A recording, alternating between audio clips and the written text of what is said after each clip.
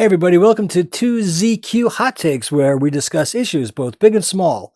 I am your host, the very handsome Tim Kirk, and this time I'll be talking about doing whatever you can to prevent the onset of dementia. Now, I had recently had dinner with two of my oldest friends. We've all known each other for well over 50 years, and a conversation eventually came to dementia and what we could do to prevent the onset of dementia, considering my father passed away at age 95 and he was suffering from dementia. And we had learned of other people who had dementia. One of our dearest friends died young of a brain disease, and he had the aphasia condition that is exactly the same as what Bruce Willis is currently suffering from. And he died at a very young age. He was 35. He wasn't even 36 years old. And it was a different disease than what is considered dementia now. It is an actual brain disease that is a known clinical condition.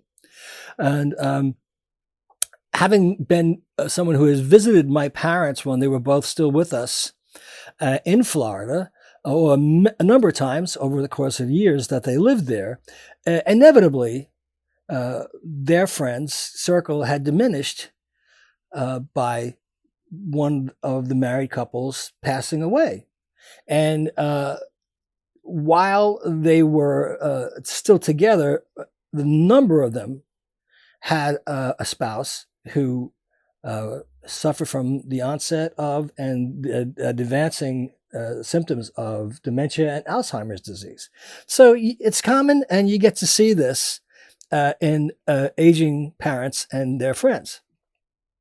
So, it is something that you become aware of and you keep in the back of your mind, and you don't give it altogether that much thought until it actually happens to some member of your family, like it happened to my father.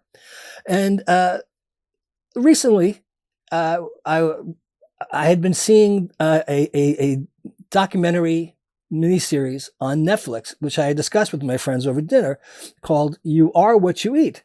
Now, granted, it is slanted, but it's supposed to be, supposedly, doing so for the benefit of the viewers. And the idea is that the show was about 21 sets of identical twins. And the program, this miniseries, focused on 4 sets of identical twins.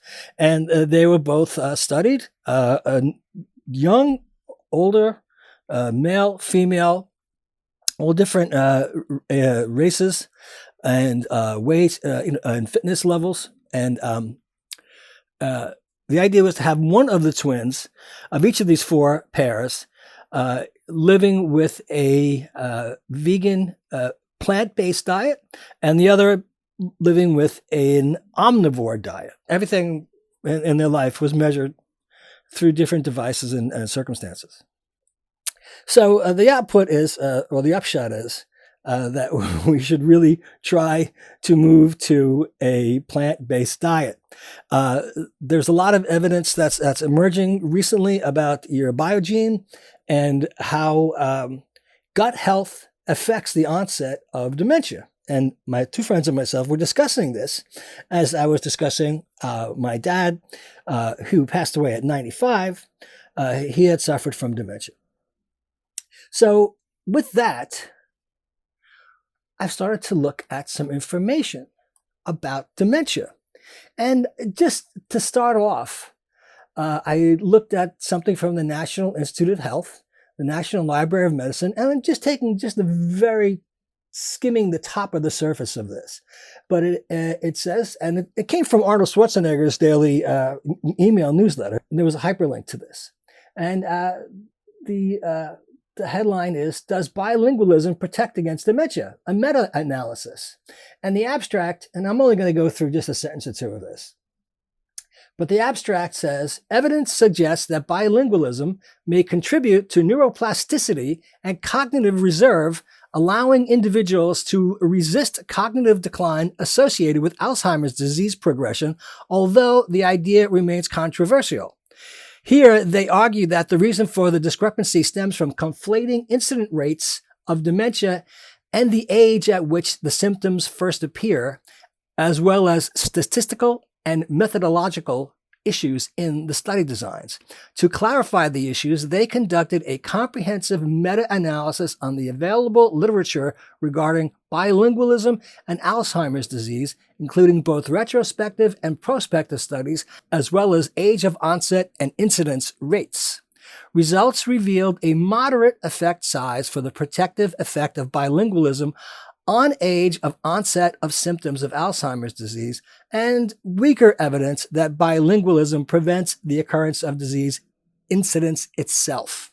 Moreover, their results cannot be explained by at least 3 biases. They concluded with a discussion on how bilingualism contributes to cognitive reserve and protects against Alzheimer's disease, and recommends that future studies report both age of onset as well as incidence rates when possible.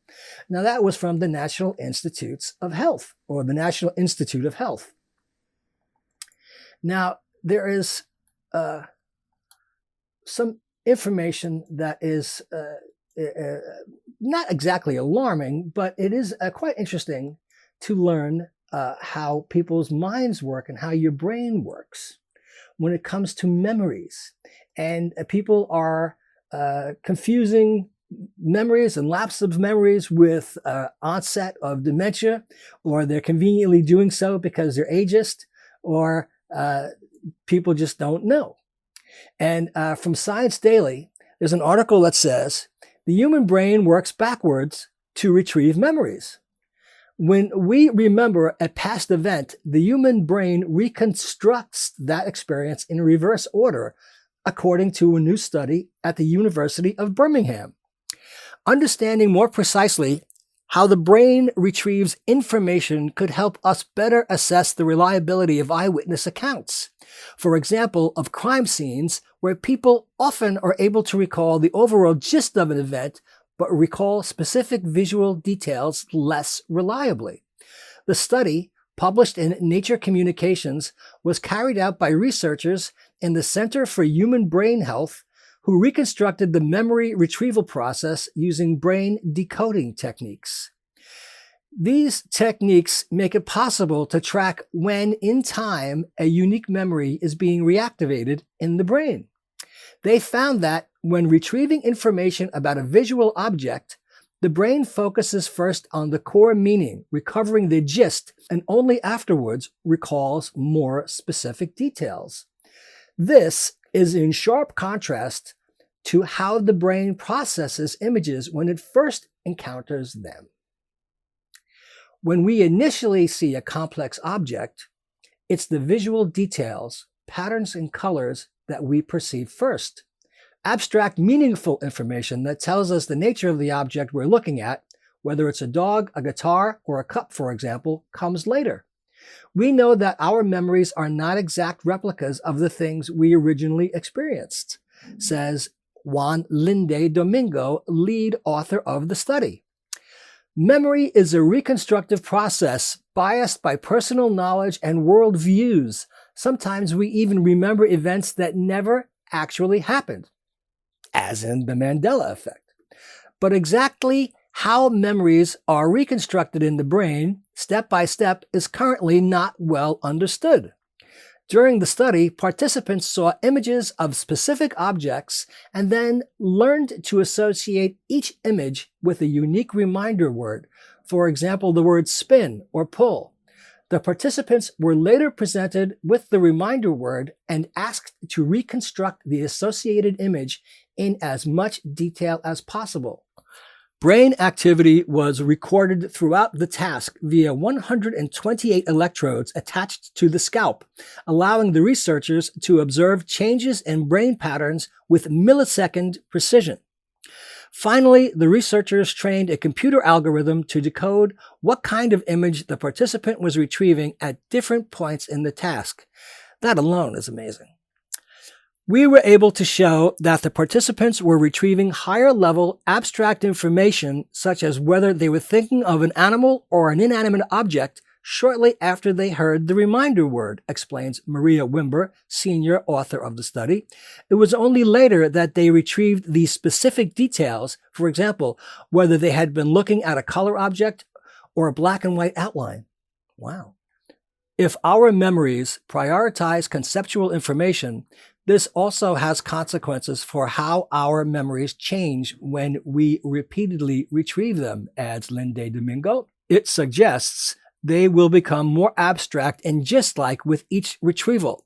Although our memories seem to appear in our internal eye as vivid images, they are not simple snapshots from the past, but reconstructed and biased representations. Follow-up studies will need to test whether this reversed reconstruction cascade is hardwired in the brain. If it is, the sequence of reconstruction should remain stable under different conditions, even when a person, for example, consciously focuses their attention on specific details during learning. The team is currently also looking in more detail at how and where the brain reconstructs more complex memories. Once the pathway of memory retrieval is established in the healthy brain, researchers can also start looking into how it is altered in healthy aging or how this pathway might contribute to the overgeneralization of memories in conditions like post-traumatic stress disorder, which I find absolutely fascinating. Now, here is something else, which I think is a little bit more relevant to most people as you hit a certain point in your life. I think if you're over 50, you start having what we call senior moments. It's just you're absent-minded. And other people who are younger than you see these as symptoms of some sort of mental decay because everybody is ageist biased, whether they know it or not. We all are. So the Guardian UK has an article called "That's Just Normal Forgetting: The Difference Between Memory Loss and Dementia and How to Protect Your Brain." The odd memory lapse is no big deal. So when should we start to worry? Experts explain and share the best ways to stay sharp. Isn't it Sod's Law? Just at the point in our lives when we start seriously considering our long-term health and mortality, perhaps after witnessing older loved ones getting an illness such as dementia, as I just said, our responsibilities are piled so high that we can feel as if we are losing our mental capacities already. The names of our favorite animals and humans become interchangeable word soup. Our keys become increasingly elusive. Alerts must be set on all calendar entries. But how can we tell whether this frustrating flakiness is a reflection of age-related cognitive decline, the early signs of our own impending dementia, or merely an overly taxing phase from which we will recover? Could it even be just normal forgetfulness? We're not robots, after all. It may be reassuring to hear from neurologist Richard Restak, 82, whose new book is How to Prevent Dementia, an expert's guide to long-term brain health. He says that there might be a more everyday reason for memory lapse. All through life, stress causes a decrease in normal brain function. You have difficulty with memory, you can't come up with names.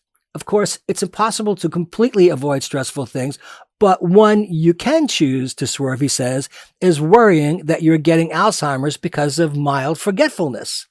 There are examples of people coming out of shopping malls and being unable to remember where they parked the car. Well, that's just normal forgetting. A more worrying version of the story would be, Restak says, if you came out of the mall and you can't remember, did I drive here? Did I take a bus? Or did somebody drop me off? Restak is clearly still mentally sharp.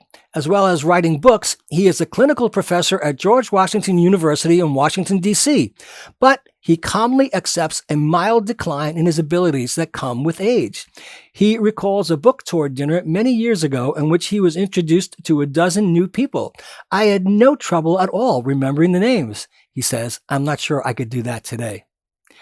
Problems recalling names are easily fixable in any case. Restak tells me, memory is based on images, not words. So I could take your name, Amy Fleming, and see a picture of you in flames, flaming. And so when I next see you, your name will come to me. Memory is also often more about paying attention than cognitive deficits. Returning to Restak's mall analogy, he says if you've got something more interesting than car park coordinates in your mind when you arrive, you won't pay attention to the seemingly insignificant car park zone, and therefore you won't lay down a memory of it. It is much harder to pay attention to things that don't excite us. Signs of a dementia-depleted memory are far more marked, says Linda Clare, professor of clinical psychology of aging and dementia at the University of Exeter. It's a real gap somewhere that there shouldn't be, she says. My own experience of this was telling my mom that I was going to make a big move from Cambridge to North Wales and that I'd found a house. And the next morning, she had no recollection of any of it. Then I knew for sure that this wasn't just normal forgetting. Claire also recalls another example of a man who got into the car and couldn't remember what the controls were for. It's those crunch moments that send you off to the doctor.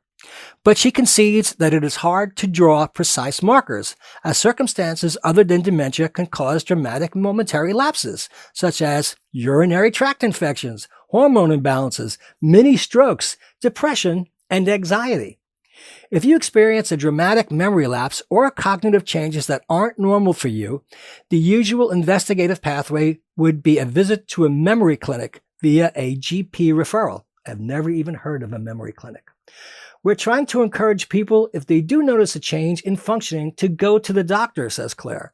This is partly because other health problems causing the cognitive symptoms, such as cardiovascular disease affecting blood flow to the brain, could be picked up, but also because drugs can help slow the progression of dementia if taken early. But let's roll back a little. If you're panicking because you're getting older and can't name the actor in the film you've just seen, it's worth diverting this mental energy into positive action. For example, you might want to start by learning new ways to manage stress. Try to decrease stress and cognitive function will improve, Restak says. Well, I think that's great anyway. Claire suggests breaking the vicious cycle of worrying about your health by focusing on taking care of yourself. It's not always easy, she says. Responsibilities don't go away. But is there a way to get a little bit more sleep or have someone give you a break for an hour or two to do something you want to do? Small things that keep you going are worth doing. On the other hand, having a mentally demanding job can be beneficial because it keeps the brain agile and strong and make a dementia diagnosis less likely.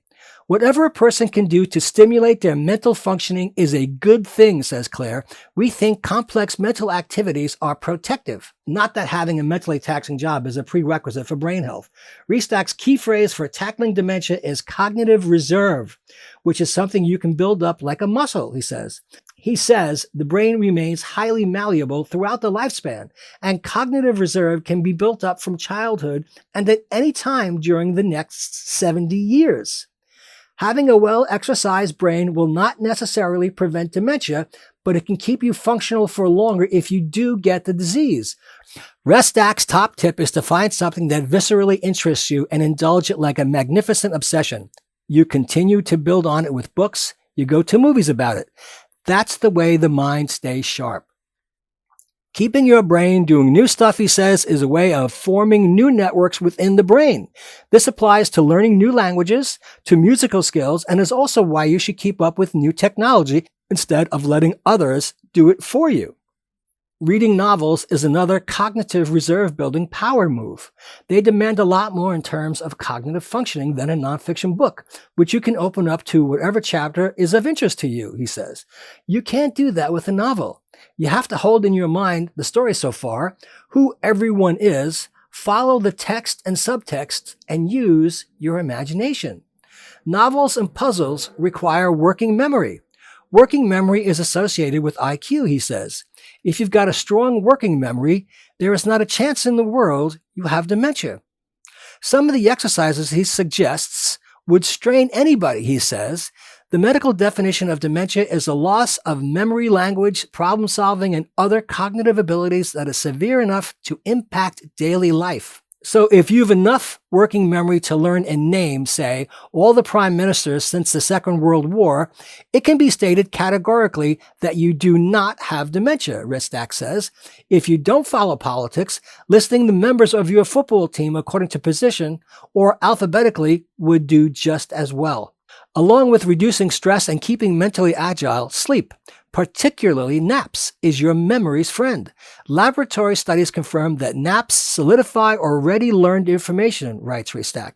When we first learn something, that knowledge goes into the hippocampus, the brain region responsible for the initial formation of a memory. When we nap, hippocampal activity matches the pattern of activity that occurred when we learned the new information. This is called neural replay. Sleep problems often increase with age, though. Ristak says a daytime nap can prove helpful in regulating your nighttime sleep. None of this advice comes with guarantees. You can't take a specific person and predict whether or not they're going to get Alzheimer's on the basis of their lifestyle, says Ristak. A high percentage of it is genetic, but these steps will lower the odds. Avoid drinking to excess is another one, he says. Everybody recognizes that alcohol is harmful, but you have to live. If one drink a day causes you to feel better about life, I would say fine. Make up for it with the other ways of preventing dementia, doing plenty of exercise and sticking to a healthy diet, say. The evidence continues to mount, too, for looking after your cardiovascular health and hearing, and for socializing as much as possible. Cheeringly, just as it's never too late to build your cognitive reserve, it's never too late to boost your systemic health. Making changes to benefit your health at any stage has an impact, says Claire. Even if you start exercising when you retire, it will still have a benefit. Do whatever you can at that time. We are never a lost cause. And there are 5 exercises in the article to help you build cognitive reserve. And this is obviously British because it says, name all of the UK's prime minister from Winston Churchill to the present day. Then do them backwards. Then put them in alphabetical order. And then separate by political party. If you don't follow politics, list all of the players in your favorite football team or famous teams in history, such as the England 1966 or France 1998 World Cup winners, according to position played or alphabetically. Go around the supermarket without referring to your shopping list until the end. Tackle puzzles such as Wordle and Sudoku. Ristak says it is useful to do anything that can enable you or compel you to move pieces of information around in your mind. And learn a new word every day. Well, there you go. That's pretty snazzy advice, I would say.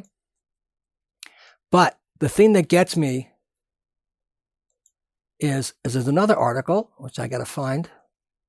From Frontiers, predicting accuracy in eyewitness testimonies with memory retrieval effort and confidence. Now, this isn't particularly about dementia, but there's also a running parallel experience that many people seem to have a misperception about, is their own ability to recall with accuracy experiences, especially eyewitness accounts. There's something called eidetic memory, which is a photographic memory or total recall. And that's what I was talking about. Most people do not have eidetic memory or photographic memory or total recall. They just do not. They believe they do. Most people think they can sing and they can't sing either. Most people who listen to humor think they're funny, but they're not. Most people who drive cars think that they can be a race car driver, and you're not. And we go on with this. We kid ourselves into thinking about things because we like them.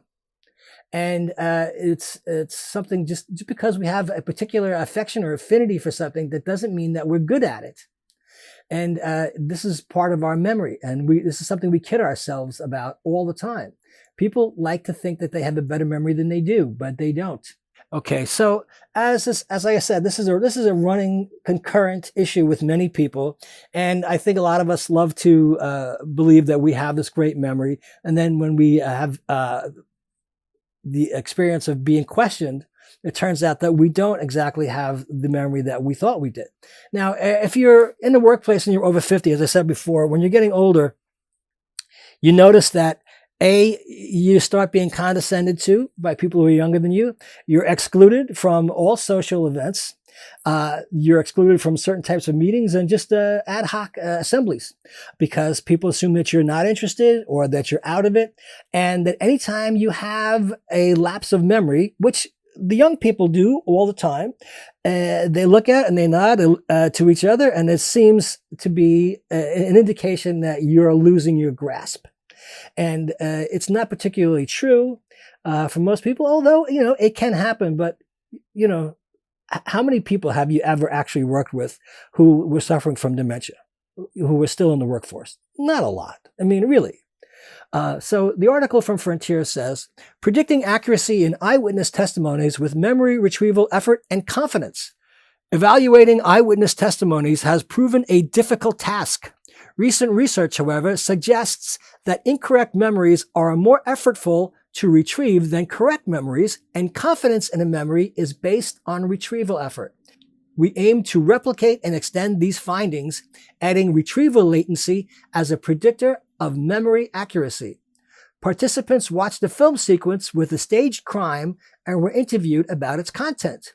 We then analyzed retrieval effort cues in witness response. Results showed that incorrect memories included more effort cues than correct memories. While correct responses were produced faster than incorrect responses, delays in responses proved a better predictor of accuracy than response latency.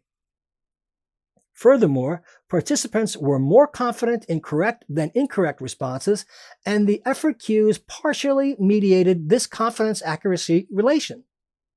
In sum, the results support previous findings of a relationship between memory accuracy and objectively verifiable cues to retrieval effort. And this points to the previous article. So, the introduction is that eyewitness memories are often critical sources of information for investigating what happened during a criminal offense. Although playing a central role in criminal investigations and decision-making, eyewitness evidence has often been found to be unreliable and constitutes a major contributing factor behind wrongful convictions. Erroneous eyewitness reports are sometimes due to a witness's deliberate lies about the target event. And perhaps less obvious, and another major source of eyewitness error is when a witness gives an honest report but remembers things incorrectly. While differentiating between sincere, correct, and incorrect memories may be critical to reaching valid judicial decisions, research has demonstrated that people have great difficulty in judging the accuracy of others' memories. Despite its importance to the judicial process, relatively little research has examined the extent in which erroneous eyewitness memories may differ from those that are accurate. The present study attempts to provide insight into potential differences between honestly reported, correct and incorrect verbal eyewitness testimonies. We do this by replicating and extending the research of Lindum et al. From 2018, in which memory accuracy was found to be related to indicators of retrieval effort in witnesses' responses. Now, this is a substantially lengthy article. So it goes on to point out all the different practices that they used and employed to study and get the information that they needed. And the conclusion says that taken together, this study lends new support to the notion that retrieval effort and eyewitness responses is central for discriminating accurate from inaccurate recall of event details. Moreover, our findings suggest that a coarser but more inclusive measure of delays before and during a response explains more variance and accuracy than response latency. We showed that effort cues partly mediate the relationship between accuracy and confidence, supporting the hypothesis that aspects of confidence are based on implicit inferential processes. These findings suggest promising new ways of improving judgments in eyewitness evidence. And this goes and supports exactly what the Restack article is about in The Guardian. So, in summary, we aren't as good at memory as we think we are.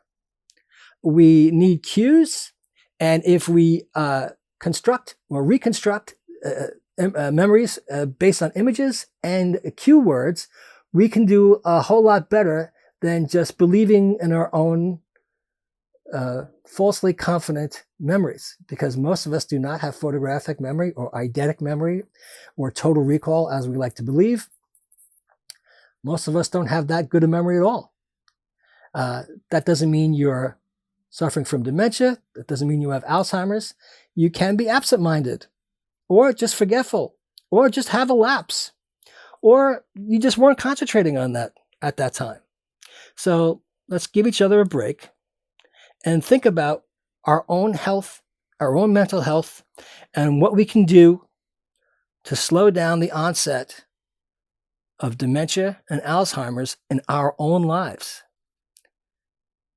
Thanks for listening. See you next time. And as the kiddies say, peace out.